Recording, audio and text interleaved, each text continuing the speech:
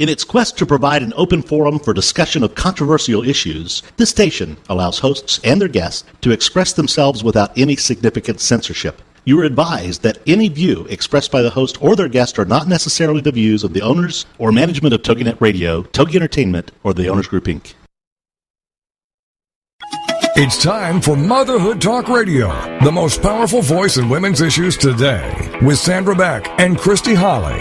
Ladies, Motherhood Talk Radio is here to give you a powerful platform by giving you interesting, inspiring, and influential information as you navigate everything from childcare to corporate formation.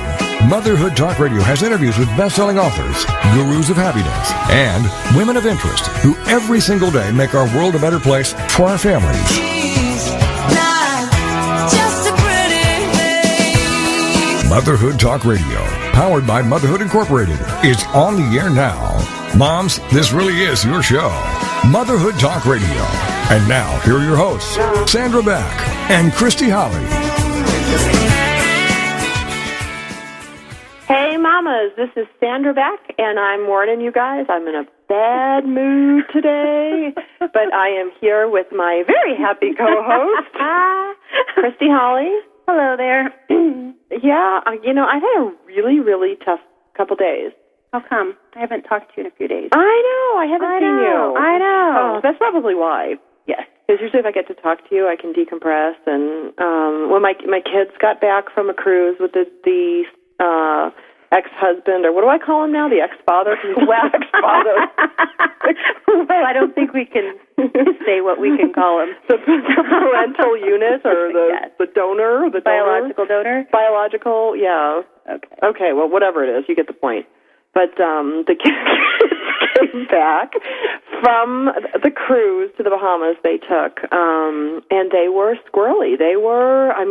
We had to reset them because I know it's hard for them to go from one household to the other. I get that. Yeah. But coming to my household and walking in the door and me asking him to put some stuff away, one of my sons, he put his hand on his hip and he's like, "Yeah, Mom, blah, blah, blah, blah, blah." What? Yeah. That's not like him. No, and it's so not acceptable in my household. So we had to do some resetting of household rules because they were gone for 10 days.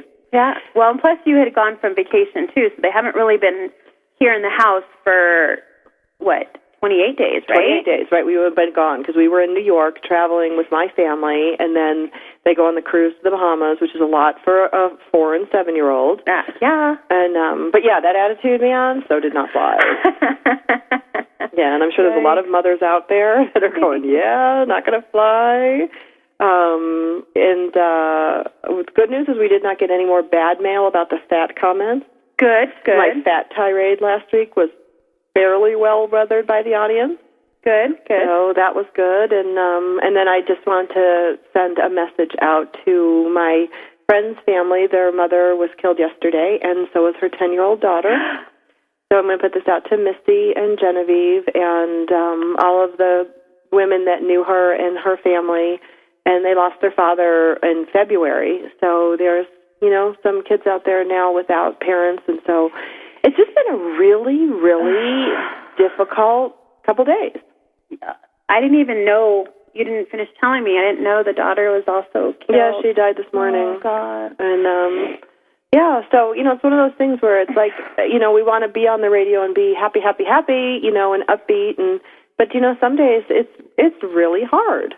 It's really hard. So here's a shout out to Rona, who's our fitness expert that's going to be on, and we have Lisa Kamen today, who is our happiness expert. And I think it's good because, it's like when life is easy, it's very easy to roll around being happy, in a good mood, when things are going your way. But, when you're, fighting with your kids, you're, trying to reset your household, you come home from vacation, which is kind of as much as you want to see the people when you come home, it's kind of a letdown because you're like, wow, I had all this fun, I had no this responsibility. You come back to work. Yes. You have to get back into the old groove of things, and it wasn't that fun to begin with. That's right. I know. It's like when I was home, my mom did all the cooking, so did my sisters. They did my laundry. I mean, I had a real vacation. Yeah. Now I come home and, it's different, but, I do think, when we look at the search for happiness and the search for meaning, it's like, recovering your happiness is difficult in a lot of situations. And, you know, with the economy the way it is, like, let's just bring the whole show down. I know. Oh, my. You know, this whole laundry list. It's like, gee, turn into Motherhood Talk Radio and get depressed. I know. People are going to be calling in for prescriptions. Well, then maybe we'll pick up some better sponsors, like, you know, Ativan and, you know, Buterol, Xanax, you know. So any of the big pharmaceutical companies out there that appreciate our efforts today, feel free to come and sponsor our show. Yeah. So we have Lisa Kamen joining us today, and she is the guru of happiness, and she's a documentary film producer, an author, a speaker. She also holds workshops. I mean, she's just amazing, and she knows everything there is to know about happiness. So if anybody's going to bust me out of my funk today, other than you, Christy. Other than me. Best friend, my friend. It's going to be her. Okay. Lisa, are you on the line? On the line, and I'm having a good giggle over here because I've been experiencing the same sort of life's adventures that you're sharing, you know, with kids needing a reset and death of somebody close to me. So I hear what you're saying, Sandra. I mean, it is interesting to be confronted with real life 101 and to continually, you know, keep our happy spaces on and try and stay in our happy space. So this is a good day for it, and we'll try. We'll do our best. Okay, the onus is on you. You've got big shoulders. You are the expert. What do we do? Make us happy. Well, I would say the number one thing, you know, when confronted with a loss and when there is a death of somebody close to us, is obviously there are phases of mourning and there are intense grief that we all experience that are normal and expected. And I think the number one thing is not to push that away, not to push away the sadness, but accept that loss and death are very much a part of living, and to also recognize that our relationship with that person does not die. Because somebody close to us dies or is no longer with us physically, that doesn't mean they really have left us. It means that the relationship has just shifted, and that the memories that we've always shared with that person, the good times that we've had with that person, they remain, and they are the indelible telltale signs of that mark the relationship, that what was good and true about why and how we loved them. So that would be the first thing that I would say, because I've experienced actually the death of two very, very dear friends of mine within a week, both from cancer, and it's devastating. It's sad. And especially in this case that you've just shared, where there is the death of a child, because that has not been natural order of life, or when there's a sudden death after a car crash. This sort of, you say, why? You scratch your head and say it doesn't make sense. It's true, and so I guess, do you think part of finding happiness, you know, not that you're going to find happiness in this situation, is allowing yourself to feel these things, you know, and acknowledging that they're there, so, you know, that you can either process them or put them in the place or whatever your tool is to deal with it? Well, I think that, you know, acknowledging the shock, the sadness, the grief, pain, even the anger over the situation because it doesn't make sense. You know, in the case of this young mom and her daughter. And then understanding that, you know, once one moves through those processes, that you return back to that point, to that normal place. And it just takes time. Time is one of these golden elixirs. You know, we hate to admit it, but our mothers and our grandmothers told us that, you know, that time heals everything. And they're right. You know, it's not always a quick fix. And the return to the happy place is a process, and certainly being able to approach the world with humor, as you did so beautifully when the show opened in spite of your sadness and your heavy heart, is a huge tool. So, you know, let me ask you, you know, I think, you know, you said something in there that struck me. You were talking about a set point, you know, like to return to the set point. And, you know, I was talking to Rick, our segment producer, and we're happy to say that his grandfather is doing much better. So I think all of our prayers and wishes were answered. But when you talk about set point, it got me thinking about when I had my first son, and I was in the hospital for 8 days, whatever it was, and I spent a lot of time in the NICU, the neonatal intensive care unit, but also the nursery, looking at the babies, and some of them just seemed to be born with a happy disposition, and some of them just seem to have the weight of the world on their shoulders. And when I look at my own kids, Max is as deep thinking as they come, and Wacky's just obviously wild and crazy and wacky and full of fun, but they seem to have very different innate set points for happiness. Yes, and each of us does. Each of us is born with a set point, and we can alter that set point to a degree with, the tools to expand our horizon of happiness. There are tools that we can use about gratitude, about kindness, about serving others, about, I call it getting out of your own way when you're feeling unhappy, getting out of your way and doing something for somebody else, rolling up your sleeves and helping others as a huge tool. And certainly there's another side of it that we often don't think about, and that is the allowing somebody to do something for us. You mentioned about going home to your family in New York, and about your mom and your sister doing the cooking and the cleaning, and about how it really felt like it was a vacation.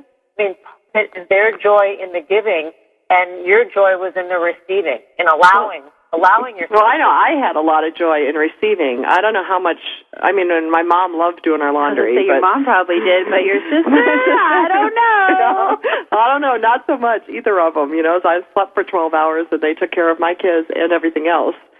But you're right, there is some joy in giving. It's like when I go over to Christy's house, I love to help her in whatever she's doing. Of course, I don't want to do it in my own home. Well, and I love receiving that help when you are there. Anyone who wants to help, I love it. It is. Well, and I think, too, it's like when you talk about the happiness set point and, gratitude and all these things, I think when you're with friends, and whether it's girlfriends on the radio or friends that we can have on and new friends we meet, it seems to take the sting out of a lot of things. So you guys, I need to take us to commercial break. My name is Sandra Beck. We're here with Lisa Kamen. Christy Holly, my lovely co-host, is joining us. And we will also be welcoming Rona Brynan for the third and fourth segments of the show. Ooh.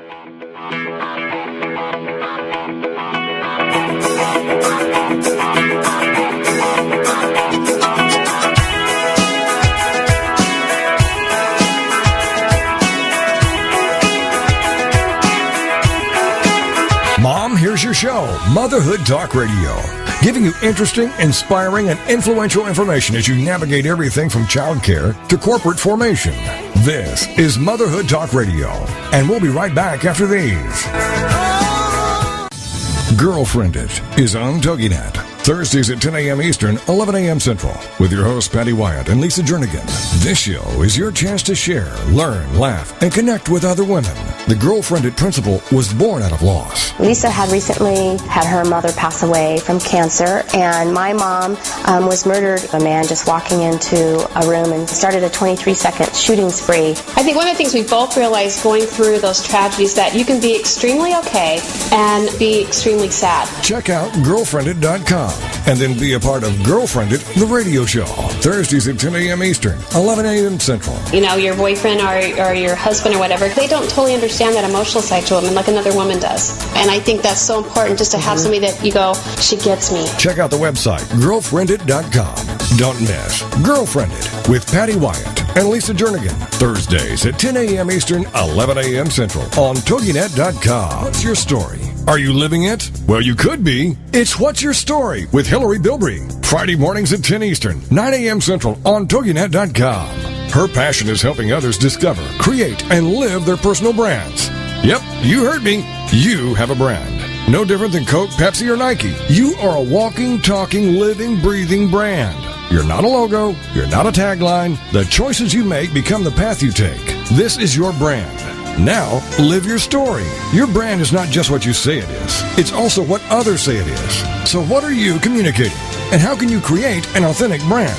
We'll take on these challenges with What's Your Story? Every week, Hillary will feature teens, moms, and organizations that are learning and living their story. Now, her passion is to help others discover, create, and live their personal brands. To find out more, go to inspiredbyfamily.com. It's What's Your Story with Hillary Bilbrey. Friday mornings at 10 Eastern, 9 a.m. Central on TogiNet.com. Welcome back to Motherhood Talk Radio, the most powerful voice in women's issues. For more information, check out the website, motherhoodtalkradio.com. Now, let's get back to the show with your hosts, Sandra Beck and Christy Holly. Hey, mamas. This is Sandra Beck on Motherhood Talk Radio, and I'm here with Christy Holly. Hello there.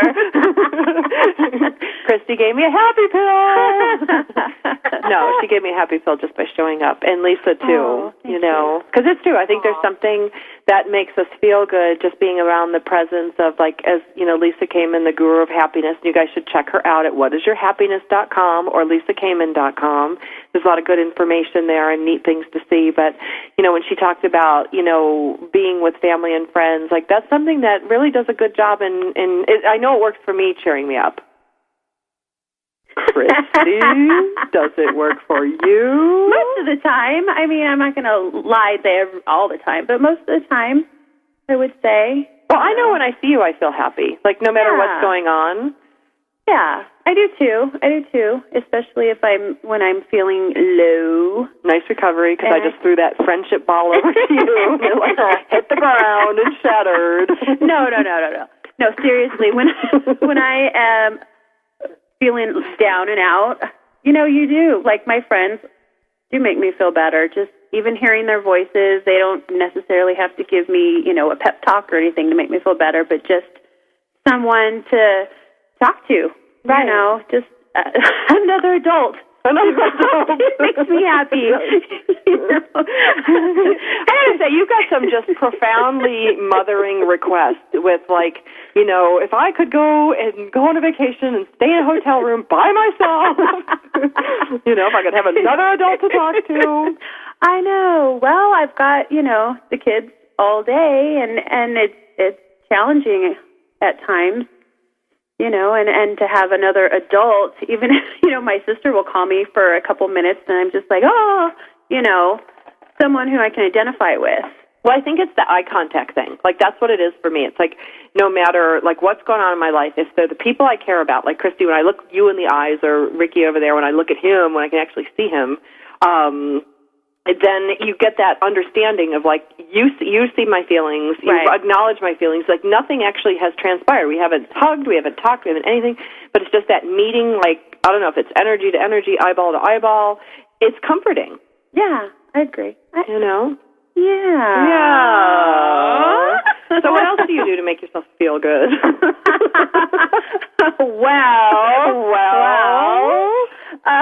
Feeling happy. I'm feeling happy. Well, you know, there's a lot of things I like to do to make myself feel happy.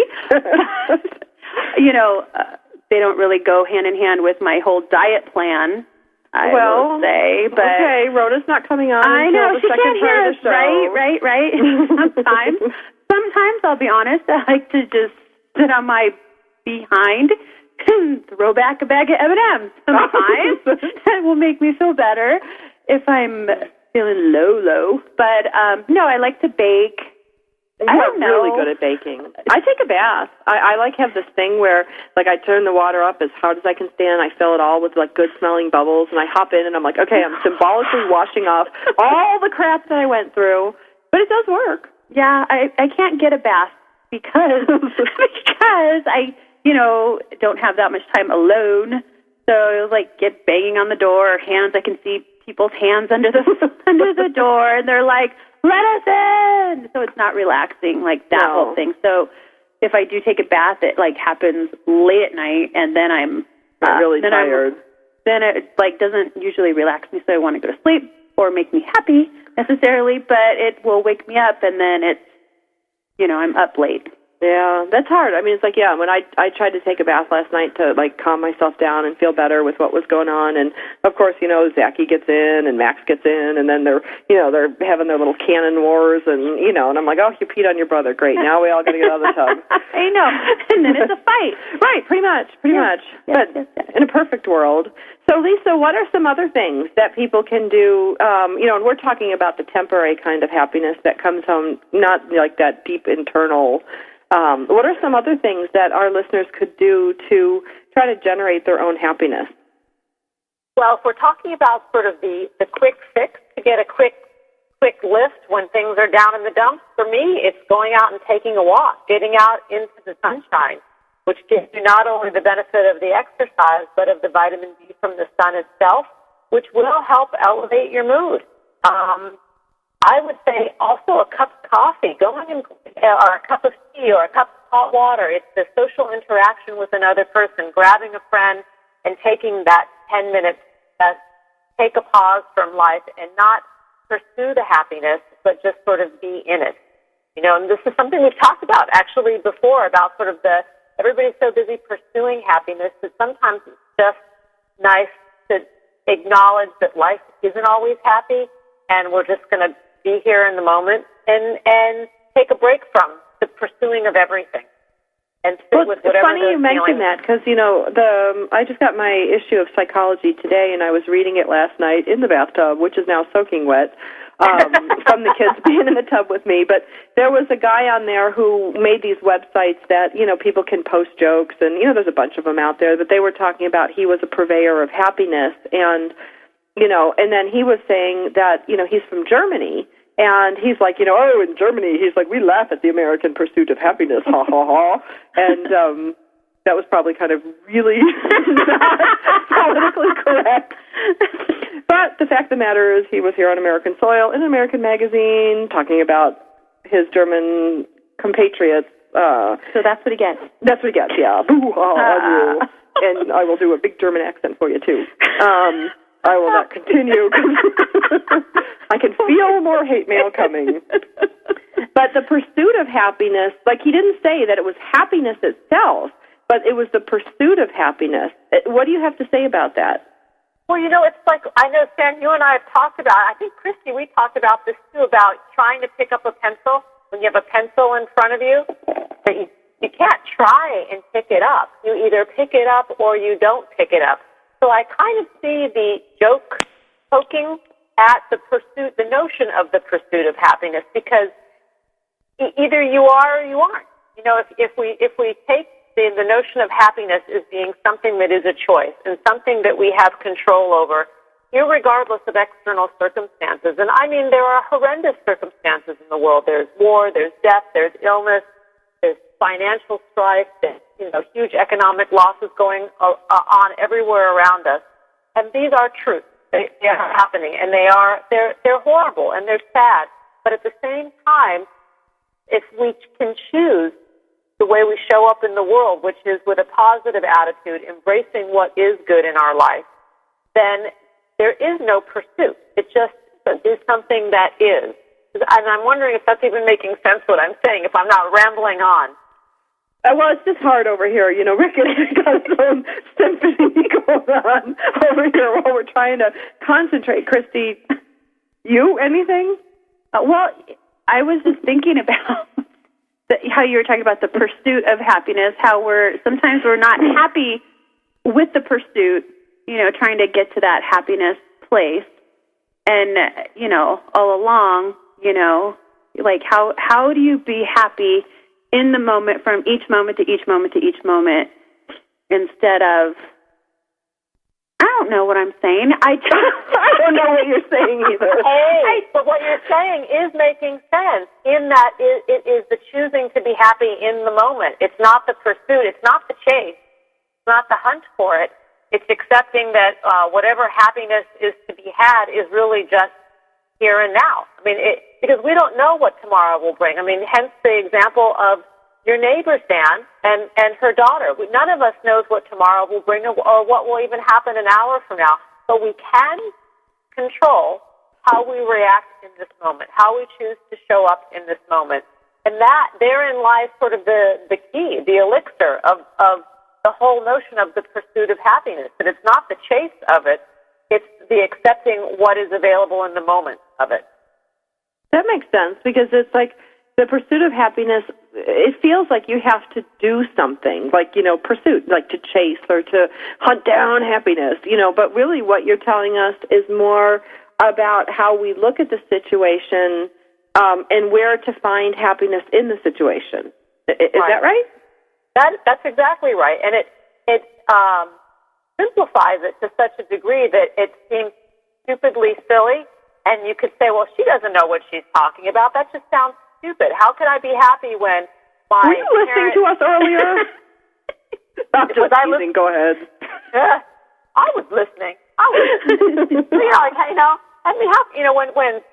When someone is ill, or I have no money, or I don't even have a home, because I have worked with people who are homeless and who absolutely unequivocally say that they can be unhappy about not having a home or not having their basic needs met, but at the same time, they understand what will make them happy in the moment. It can be the kindness of another person, maybe giving them food, or the look in someone's eyes, or the smile on their face.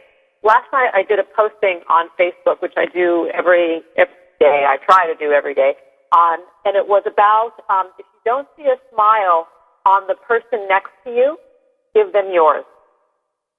And maybe that is a good one. I like that. And I want to tell all our listeners, Lisa, you have like 5,000 fans on your Facebook fan page, and what you put out is so great. Can you tell our listeners how to friend you on Facebook and where to find your fan page? Yes, please friend me at Harvesting Happiness on Facebook. That's me. And every day we put something else up there about happiness and life and love, and there's a huge community on there that dialogues and interacts between themselves, which gives me great happiness and joy.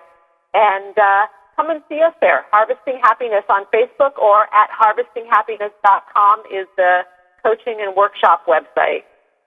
Well, and the stuff that you put out, Lisa, is so good. It's so powerful. It's so important. And, it gives me a big lift whenever I get the emails sent to me or I get the tweets. And she's on Twitter. You're on Twitter too, right?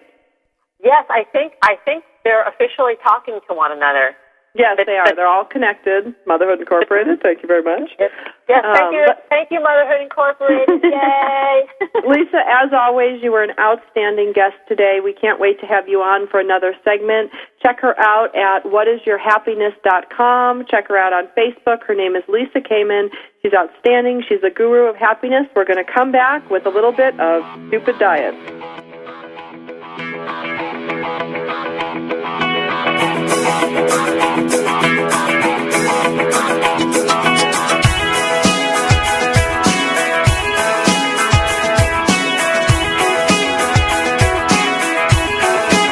Mom, here's your show, Motherhood Talk Radio, giving you interesting, inspiring, and influential information as you navigate everything from childcare to corporate formation.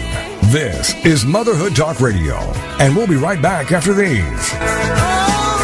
No more mommy madness. The Sanity Hour is the antidote. It's the Sanity Hour with Ann Dunawall. Monday evenings at 6, 7 Central. Part of the Her Insight Network on TogiNet.com. Join Ann as she guides parents through issues that arise from simply living in our current high-energy, high-pressure culture of perfection and achievement. Moms and dads are bombarded daily. Sign up for this, buy that, enrich your child's life, enhance your child's development, worry about this danger, provide this experience. Ann Dunawall, PhD, is here to help. She's a licensed psychologist in independent practice in Dallas, specializing in women's mental health issues. And her mission here is to help women sort out the guilt and anxiety of the unrealistic demands of motherhood on a daily basis. For more information on her and her books, go to AnnDunawall.com. That's AnnDunawald.com. Arming women against the pressures of modern motherhood. Here to give moms balance and expectations, cutting themselves some slack. It's the Sanity Hour with Ann Dunawall. Monday evenings at 6, 7 Central. Part of the Her Insight Network on TogiNet.com. Let's chat it up with Bloom Talk with Barb Scala on TogiNet. Thursday afternoons at 3 Eastern, 2 Central. And find out how women are growing, blossoming, and blooming in their friendships and careers, health, and so much more. It's Bloom Talk with Barb Scala. Check out our website, bloomwithbarb.com.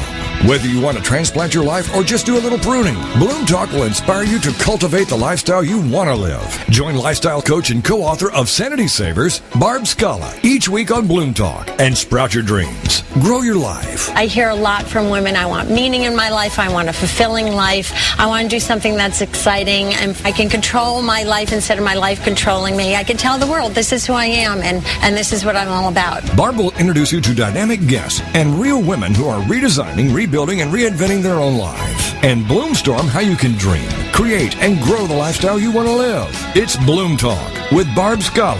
Thursday afternoons at 3 Eastern, 2 Central on TogiNet.com. Welcome back to Motherhood Talk Radio, the most powerful voice in women's issues. For more information, check out the website, motherhoodtalkradio.com. Now, let's get back to the show with your hosts, Sandra Beck and Christy Holly. All right, I'm just going to sit here. This is Sandra. I'm not the host. I'm not anything right now. I'm just going to sit here until Christy introduces the next segment. Dead air, dead air, dead air. Oh, no. Do we have Rona Brennan with us? We do. Our next segment is going to be with Rona Brennan, our nutritionist, she's a chiropractor, and she's our friend. She is our friend. She's our friend. We have a new friend. No, I'm doing color now. No. Why not? Because I'm all red now. I can't do it. It's radio. No one can see you. I know. No one can see you. All right, well, you did a very good job. You are bright red. Stressing me out. God. Yeah, I was sitting here going, wow, it's really nice to be the color person. No. I can just giggle, but I don't have as good a laugh as you do. Okay.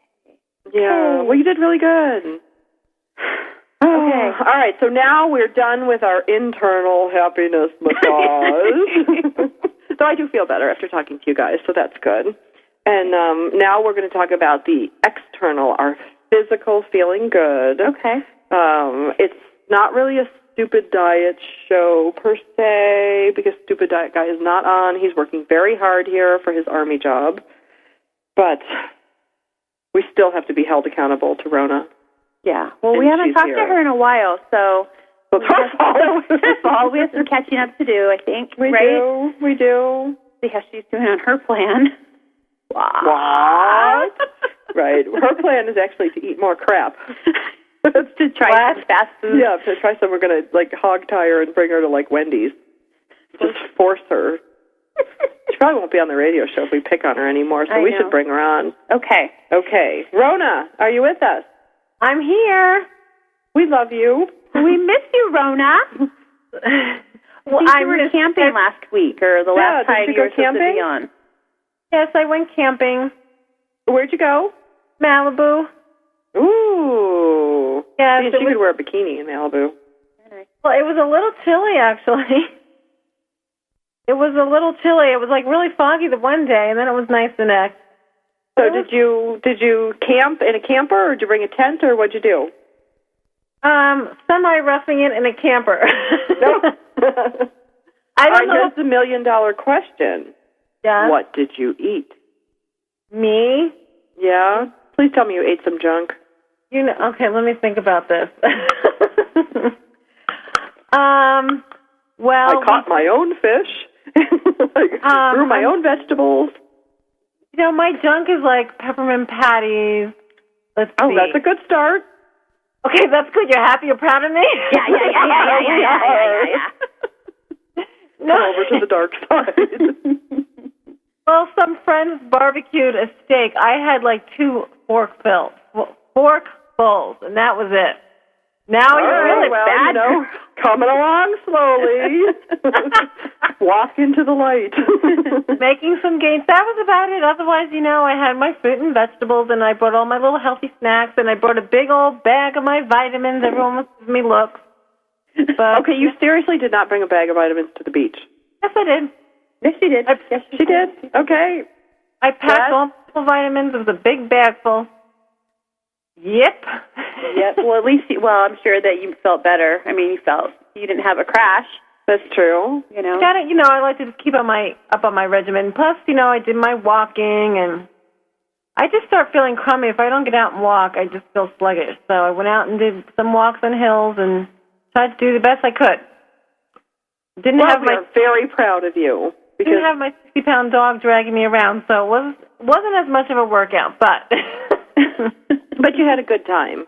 Yes, it was nice and relaxing, yeah. Need that now and then, right? You do, and I do, and Christy does, but we, of course, don't do it as healthily as you do, but you are inspiration. Well, you know why? Because I don't feel good if I don't.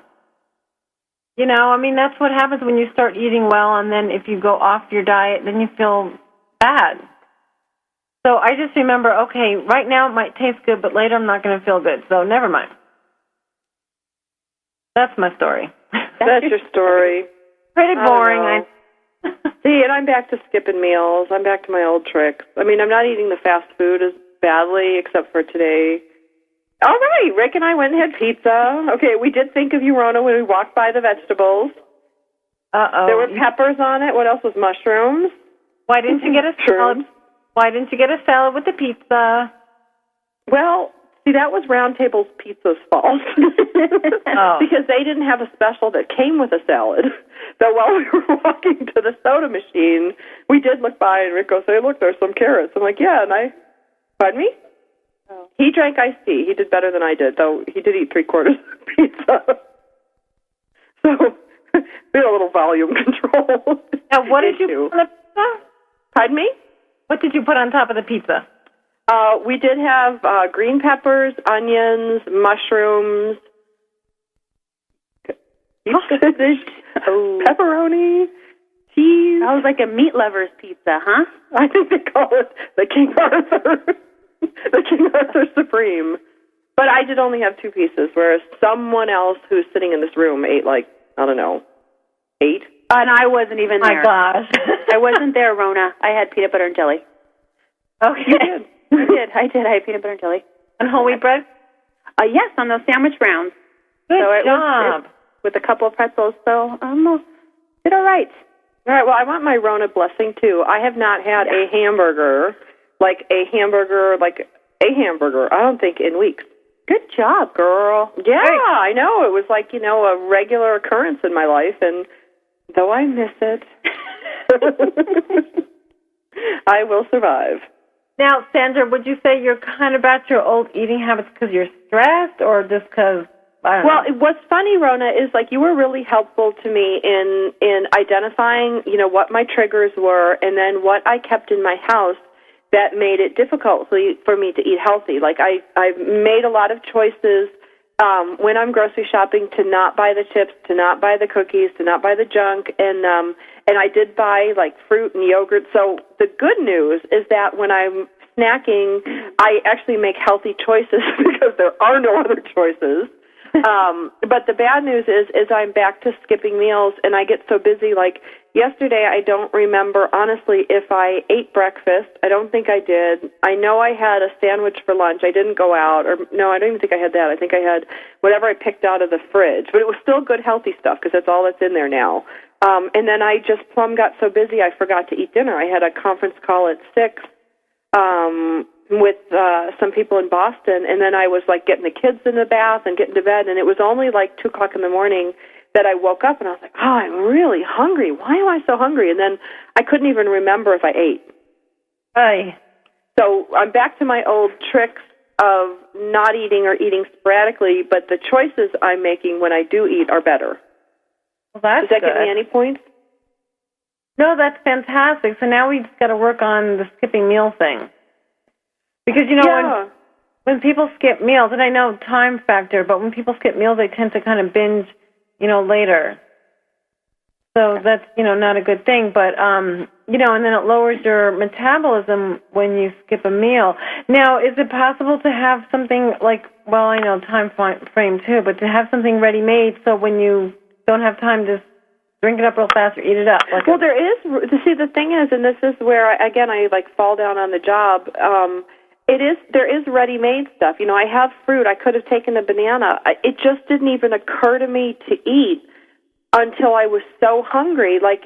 I don't know how to, and maybe this is why my mom and dad always had 6 o'clock dinner and 12 o'clock lunch. so that you stop to eat, because it's not even in my consciousness until it's too late. Wow. Mhm. Yeah. I mean, like you said, like your parents have, because I have it regimented. Okay, I'm going to do breakfast. I'm going to have, my lunch, a snack, dinner. I mean, it's like a regimen because it's part of a health plan. You know what I mean? It's important. It's important. It's like brushing your teeth. If you forget to brush your teeth, it's like, uh-oh. There goes your teeth. There goes your teeth. I have a question for you, Rona. You weren't hungry? Your stomach wasn't growling to tell you to eat? I'm sure it was, but I was working. You know what I mean? I'm on these conference calls. I'm training, or I'm teaching, or I'm speaking. I mean, it's like it just doesn't. I don't know. It doesn't register until and then it's too late. Passes. It passes. That's true. And then you're like, oh. What about having some healthy, protein bars or something on your desk that you can, see it, and so like you take a break or something, you can chew it. That's true. I had a candy bar there for months. I could swap it out with a protein bar. Yeah, not a candy bar, a protein bar, or breakfast bar, or some of the healthier type meal replacement bars. Yeah, because I think you're right. Because for me, I'm a visual person, and if it's not in front of me, it's like I bought this cool little water jug, like you had instructed us to buy, and put the water in it, and I put ice in it, and I'm like, it's all good, and but then it's in the fridge now, and I don't think of it, and it's just that visual thing. But Christy, you had a question. I have a question, Rona. Yeah. Sometimes I will eat, like, if I eat super late, I wake up, like, starving. Is that normal? I mean, and why does that happen? Like, I will just wake up like I hadn't eaten in days. Like, that's what it feels like. So, yeah, and some people do say that, when let me backtrack. When you eat late, now let me ask you a question. Do you think when you eat late you gain more weight, first of all? Well, because this is an important question. A lot of people think if you eat late, you tend to put on calories. True or false? I think it might be true, because then you're not, then your body is at rest for a long time, longer than, because you usually, if you eat late, then you're going to go to sleep, like, right after that. You're not going to be moving around and exercising. So I think maybe you would gain weight. And okay, Sandra, what do you think? Oh, I'm sure, because, I used to get up in the middle of the night when I was stressed and eat a bagel, and I can't believe that contributed to my weight loss. Okay, well, should we... Big question. I haven't ignored your question, but do you want to tackle it when we get back from break, or should I start? I think so. Because we have 30 seconds to break. We're here with Rona Brynan. Brynan. And she is our super fantastic, fantabulous weight loss expert. She's a nutritionist. She's a college professor, a chiropractor. We are taking care of our external bodies. And all sorts of good stuff. I'm trying to fill till we go to commercial break, so stop looking at me like that. You can fill next time, Miss Christie. No. I was saying I didn't have all that information in front of me.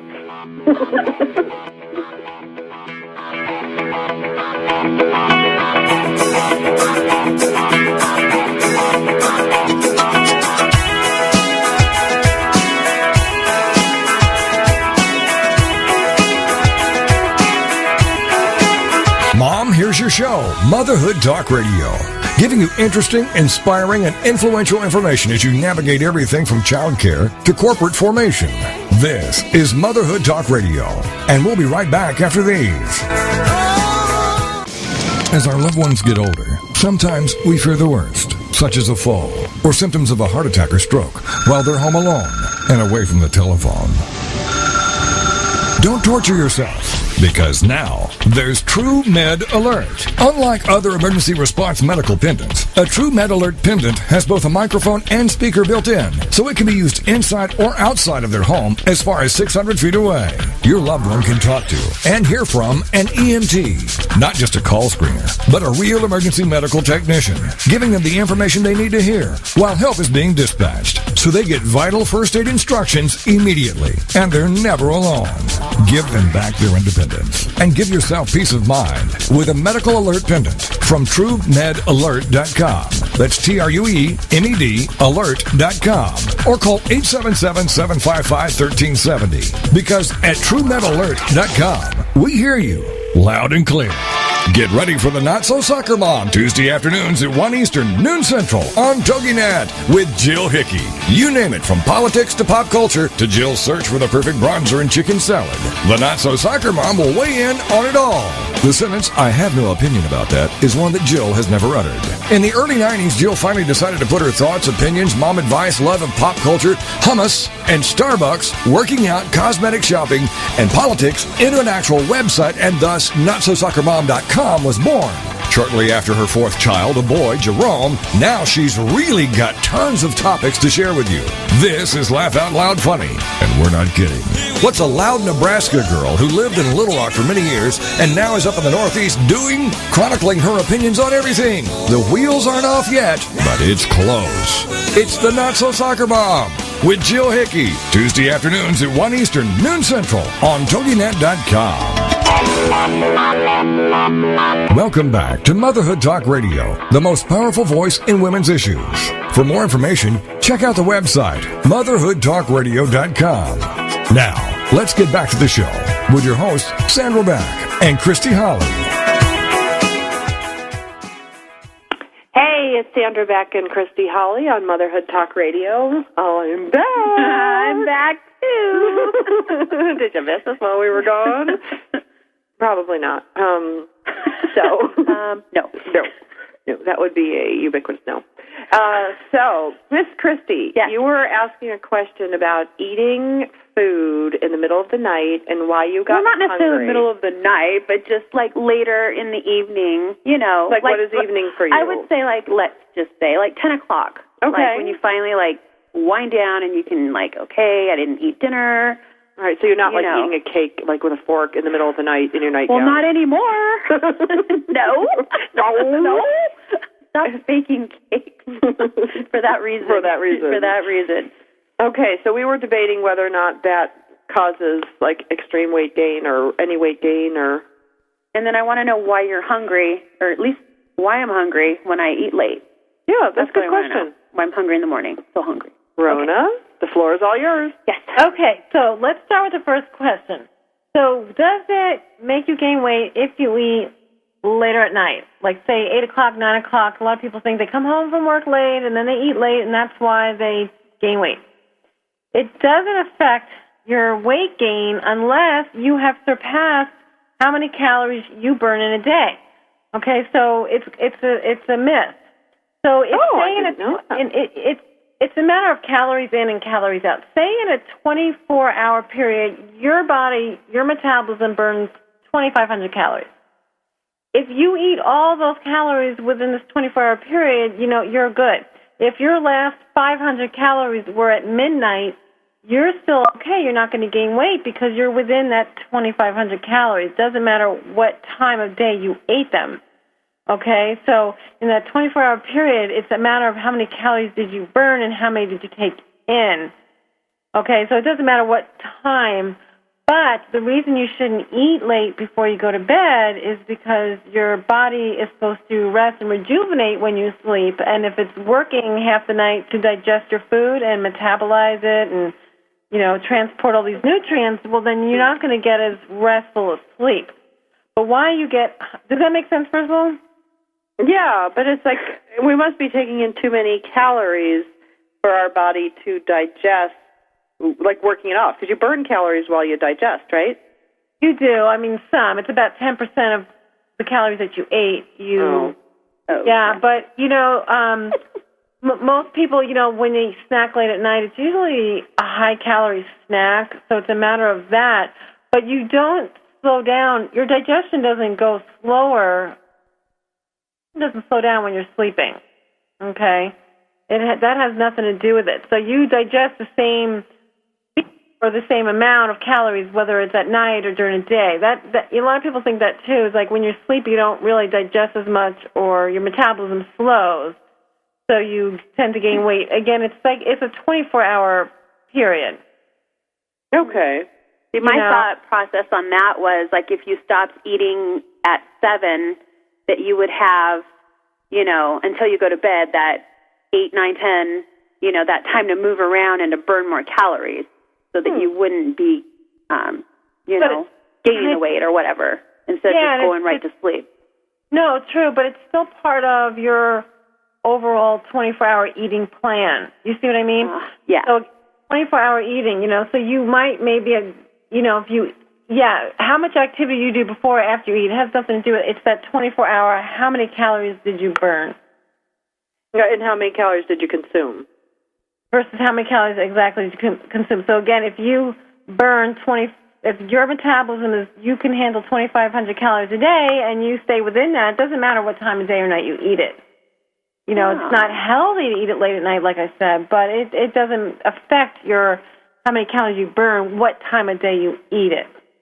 Now, eating breakfast, by the way, though, does jumpstart your metabolism. So if you eat something early, when you get up, you'll jumpstart it. If you skip breakfast, that's one of the worst things you can do because your metabolism will slow because your body thinks you're basically starving it. It's a semi-starvation, because you didn't give it fuel. So your body's like, we have no fuel. We better slow down everything to conserve the fuel that we do have. And it doesn't look like 8 hours early and go, wow, you woke me up, baby, that night before with that cake and the pizza. So why are we hungry? Like when we eat late at night, do you know why we're hungry the next morning? Yeah, probably because, again, usually we eat 6, 7 o'clock at night, but if you eat later, every time you eat, it does, kind of speed up your metabolic rate. So, when you eat a little bit later on, and then you tend to get a little bit hungry because your metabolism is a little bit faster. You didn't go so many hours without eating, but again, it's not really a healthy thing to do. But you really should. I mean, they say wait 3 hours after you eat to go to bed. So, eating late, not a good thing. Not a good thing. Not a good thing. Eating too much, not a good thing. Yeah, eating the wrong foods, not a good thing. You don't want to go to bed hungry, though, because that could be disturbing. So having, a light snack before you go to bed would be okay. But something easily digested, because, again, you don't want your body working to digest your food. Something very heavy. Like a big steak? Baked potato? That would not be good. It's 11 o'clock. It's time for my steak and baked potato. Snack. Yes. Something light and healthy, yeah. So, what would be a good snack? Because I'm, there's in many respects, I'm a very good foot soldier. If you will tell me exactly what to do, if you tell me to march over the cliff, I will march over the cliff. But, what would be a good example, especially for me, Rona, the consummate meal skipper, who identifies at 10 o'clock at night in the bathtub that she has not had dinner and she forgot to have breakfast and then ate a little bit of lunch. What would I do at that point? Okay, so you want something that's going to digest easily. The easiest thing to digest is some type of carb, but you want to make it, of course, a healthy carb. So fruits and vegetables are healthy carbs. Whole grains are healthy carbs. Maybe and maybe a little bit of protein, so you don't get that. You don't want, when you eat carbohydrates, your sugar levels go high. Your glucose levels will increase. And then insulin will be secreted to bring that back down. Well, you don't want to and sugar is a little bit stimulating, so you don't want just straight carbs because now you're going to have, an increase in glucose and you have energy and that can keep you up. So maybe a little bit of protein, easily digestible protein.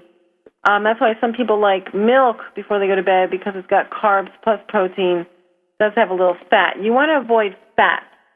Maybe cheese wouldn't be the best thing because sometimes I think cheese would be good.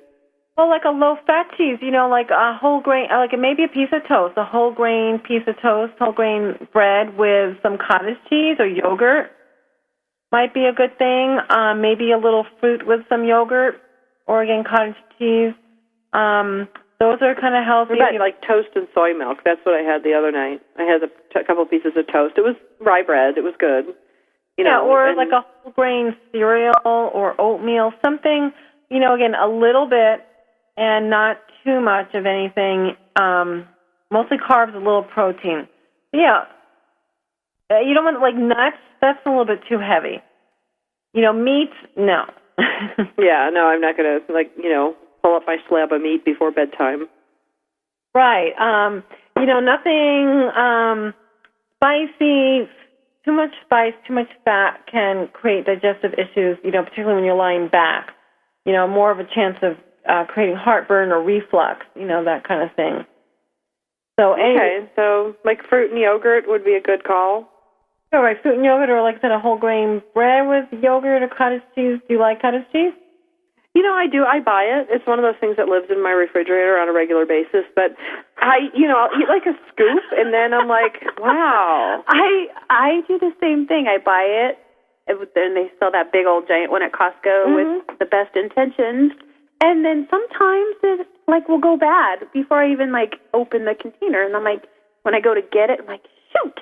Now that would be a great research study. Like, how many containers of cottage cheese are bought by prospective dieters that are never opened? I bet it's like 40%.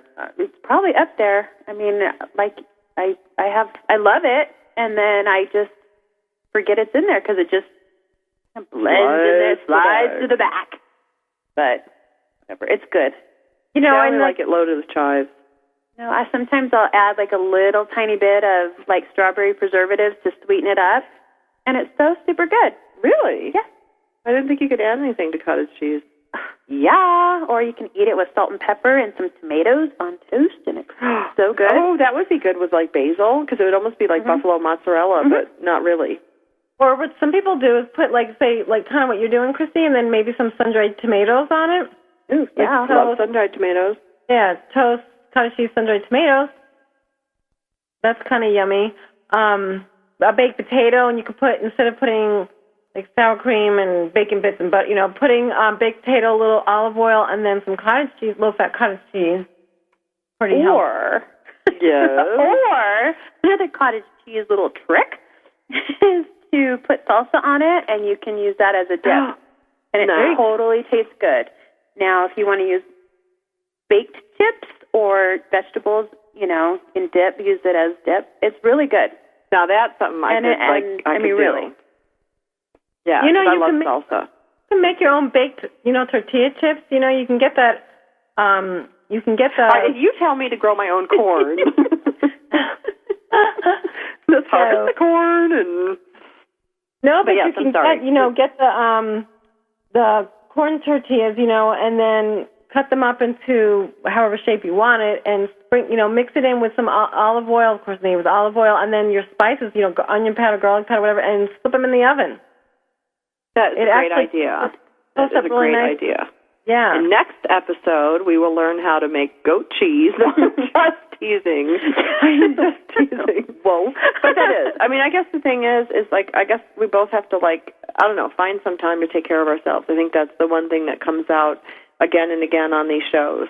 Yeah, no, these little tips help when you're not thinking of everything that you can do with one some product. Cottage cheese. I'm going to put my salsa on it. You'll have to try all those things. All right, you guys, we are here at Motherhood Talk Radio. We had for our guest today Lisa Kamen, who helped us internally with our happiness. Yes. Rona Brennan, Brian, who helped us with our exoskeleton and everything that's hung up on it. We will be back next week, and we're going to have a super surprise guest.